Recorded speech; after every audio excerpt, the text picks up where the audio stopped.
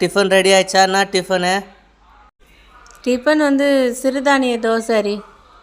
சிறுதானியங்கள் வீட்டில் என்னென்ன இருக்கோ எல்லாத்தையும் ஊற வச்சு அரைச்சி தோசையாக ஊற்றிருக்கேன். ரொம்ப மொறுமொறுன்னு சூப்பராக இருக்குது. நீங்களும் செஞ்சு சாப்பிட்டு பாருங்கள் ஃப்ரெண்ட்ஸ். ரொம்ப நல்லாயிருக்கு, உடம்புக்கும் நல்லது. இதுக்கு வந்து பீக்கங்காய் சட்னி இல்லை சாம்பார், வெங்காய சட்னி எது வேணாலும் வச்சுக்கலாம். நான் வந்து தேங்காய் சட்னி அதுமாதிரி கூட வச்சுக்கலாம். இங்கே நான் வந்து பீக்கங்காய் சட்னி வச்சுருக்கேன். இது நல்லா காரசாரமாக வச்சு எல்லாம் சாப்பிடும்போது ரொம்ப டேஸ்ட்டாக இருக்குது.